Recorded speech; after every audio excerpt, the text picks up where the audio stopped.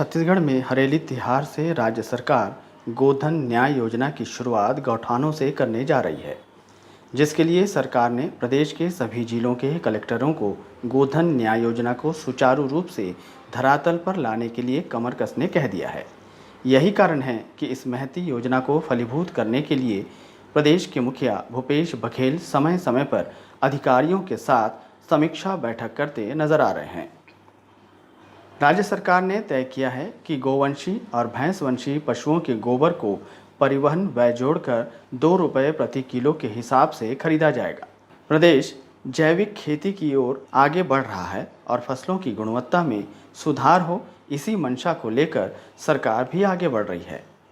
आपको बता दें कि प्रदेश भर में गोधन न्याय योजना को चरणबद्ध तरीके से शुरू किया जा रहा है, जिसमें प्रथम चरण में ग्रामीण क्षेत्रों के 2408 और शहरी क्षेत्रों के 377 गौठानों में गोबर की खरीदी प्रारंभ की जाएगी। वहीं आने वाले समय में सभी गांवों में गोधन न्याय योजना को शुरू करने के लिए चरणबद्ध रूप से सभी 11,630 ग्राम पंचायतों और फिर 20,000 गाँव में गौठान तैयार किया जाएगा। योजना के माध्यम से उत्पादित जैविक खाद का सहकारी समितियों के द्वारा किसानों को 8 रुपये प्रति किलोग्राम की दर से बेचा भी जाएगा। मुख्यमंत्री भूपेश बघेल ने देश में पहली बार गोबर खरीदी के लिए बनी गोधन न्याय योजना को एक चुनौती भी माना है। उन्होंने कहा कि सभी के साथ मिलकर आधुनिकता को अपनाते हुए इस योजना को सफल बनाया जाएगा। छत्तीसगढ़ में जहां हम लोगों ने राजीव गांधी किसान न्याय योजना लागू की, पूरे दुनिया में पहला राज्य है जहां गोबर 2 रुपये किलो में खरीदा जाएगा। लेकिन चुनौती भी उतनी ही है। हमारी पारंपरिक व्यवस्था है, उसे सुदृढ़ करने की जरूरत है और आधुनिकता के साथ जोड़कर हम आगे बढ़ेंगे तो निश्चित रूप से इसमें हमें सफलता मिलेगी, इसमें कोई संदेह नहीं है। सरकार के द्वारा गोधन न्याय योजना शुरू किए जाने का स्वागत प्रदेश के गौ सेवक कर रहे हैं, लेकिन गौ सेवकों का कहना है कि सरकार गोबर तो खरीदने जा रही है, लेकिन किस नस्ल के गाय के गोबर सरकार खरीदेगी, इसे अब तक स्पष्ट नहीं किया गया है। गौ सेवक उमेश बिसेन की माने तो विलुप्त होती स्वदेशी कोसली गाय का गोबर ही गुणवत्ता युक्त है और जर्सी गाय का गोबर केवल मल के बराबर होता है। उमेश बिसेन का मानना है कि सरकार जर्सी गाय को बढ़ावा दे रही है, लेकिन कोसली गाय के लिए सरकार बिल्कुल भी ध्यान नहीं दे रही है, जो विलुप्त प्राय है। सरकार को अब स्पष्ट करना चाहिए कि गोबर किस गाय का लिया जाएगा जो किसान को खाद बनाने में काम आ सके।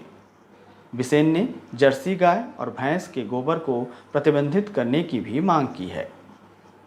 राज्य सरकार को बधाई, कम से कम उन्होंने गौठान जो गोबर के लिए उन्होंने कम से कम सोचा भी, पर एक तरफ उन्होंने सोचा, दूसरे तरफ पूरे प्रदेश के अंदर में गौवंश सड़कों पे है, घर से बाहर निकल चुके हैं और सरकार ये क्लियर करे कि जर्सी का लेगी कि देसी जो कोसली माता जो विलुप्त की कगार का उसका लेगी, क्योंकि पूरे प्रदेश में सरकार एक तरफ दूध के माध्यम जर्सी को बढ़ावा दे रही है, उसके गोबर में किसी प्रकार की भी गुणवत्ता नहीं है, बता दो एक मल ही है सामान्य, पर जो स्वदेशी जो गौवंश है जो कोसली है, सरकार को स्पष्टीकरण दे कौन से गौवंश का लेगी। जर्सी प्रतिबंधित करे, भैंस को प्रतिबंधित करे। अगर गौधन को भैंस और जर्सी गौधन नहीं है, वो अलग तरह के ब्रीड हैं, और गौधन को उनको लेना वो स्पष्टीकरण दे। सोची, इसके लिए धन्यवाद। पर जो कोसली माता जो विलुप्त कर, रोज सड़कों में हजारों गौवंश मर रहे हैं। छत्तीसगढ़ में गौपालन को आर्थिक रूप से लाभदायी बनाने और खुले में पशु चराने की प्रथा रोकने के लिए प्रदेश सरकार ने गोधन न्याय योजना लाई है। राज्य सरकार ने सड़कों और शहरों को आवारा पशुओं से बचाने और पर्यावरण की रक्षा करने के लिए छत्तीसगढ़ में ये नई योजना लाभदायक साबित हो, इसके लिए कमर कस लिया है। अब देखना होगा कि हरेली से शुरू होने वाली गोधन न्याय योजना से पशुपालकों और किसानों को कितना लाभ पहुंचा पाता है। अगर आपने अभी तक हमारा चैनल सब्सक्राइब नहीं किया तो अभी सब्सक्राइब करें और बेल आइकॉन को क्लिक करके हमारी लेटेस्ट वीडियोस के बारे में अपडेट जानें।